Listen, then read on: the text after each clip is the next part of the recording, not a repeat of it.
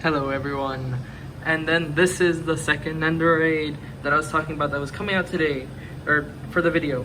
But yeah, this is Alex DeLarge from A Clockwork Orange. Now this is very interesting because, you know, Good Smile is usually known for making anime and sometimes Marvel and DC type Nendoroids. But they've lately started putting out Nendoroids like from It and A Clockwork Orange, as you can see, and just some obscure properties. And I'm like thinking to myself, like, wow, this is so weird. And I decided to get Alex DeLarge because, well, I had to watch A Clockwork Orange when I took film in high school. And this was a very interesting movie, I'll tell you that. This is definitely a movie that would not be allowed to be released today if it was to be released today, because there's a lot of themes in this.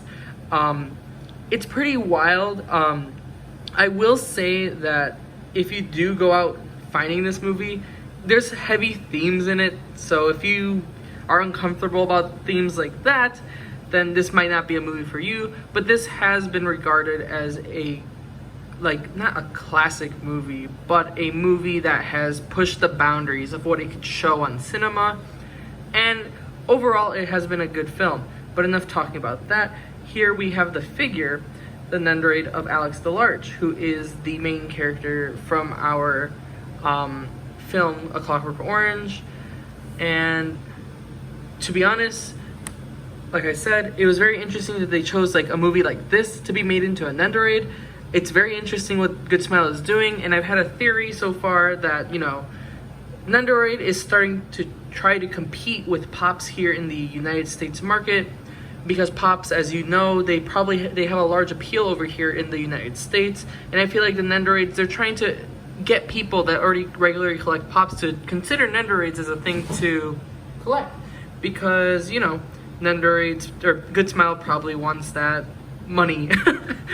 But over here we got the front side of the box, we got the side, we got the back of the box, we got the other side of the box, we have the top and the bottom of the box.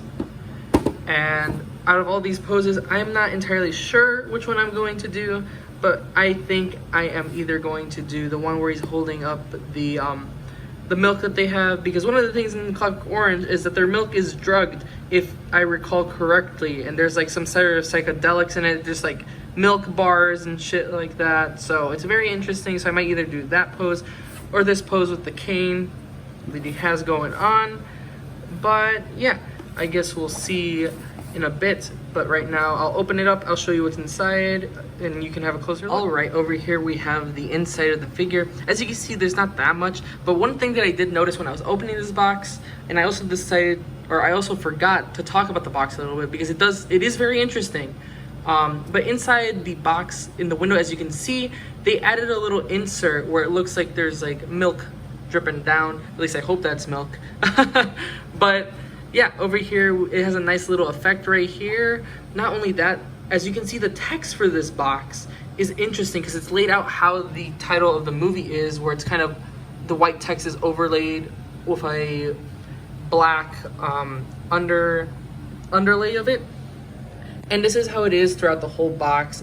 As you can see, his name's right here, and it's also shown here. Not only that, the box is also very nice because it has these cog wheels around to symbolize the clockwork apparatus.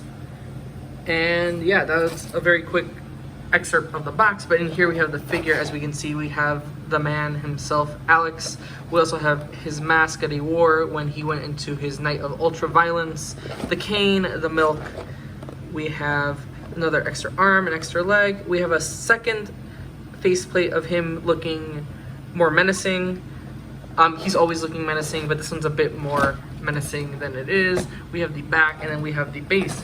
This was a pretty small figure. I believe that Alex I got from Ami for about like 40 bucks. He wasn't that expensive. I think he's on Tokyo Otaku mode for around the same price, like 47, something like that.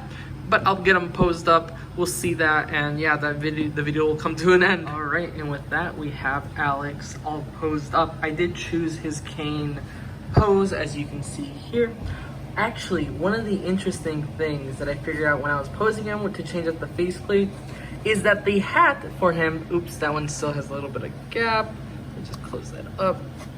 His hat is fused with his hair, which is really interesting. I thought the hat would have been able to take off. You could put him on other things, but no, the hat is actually a part of him. Kind of like Jotaro, I think. I don't remember. I didn't watch JoJo. But yeah, as you can see, he's actually pretty interesting. For a Nendoroid, I think he goes very well. You can see the eyeball on his sleeve. I don't think they ever addressed that in the film about the eyeball, but I believe in the book it must have been referenced or, you know, told about what the deal is about it. But yeah, as a Nendoroid, he actually is very nice, as all Nendoroids tend to be.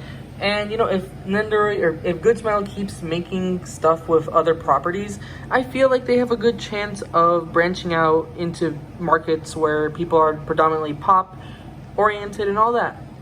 But with that, I don't think there's anything else for me to talk about. I guess I could talk about Clockwork Orange, but then it would seem like I'm stretching the video for runtime, which I'd rather not. I'm just here to show you the Nendoroid. You know, I'll see you in the next video, and I hope you enjoyed.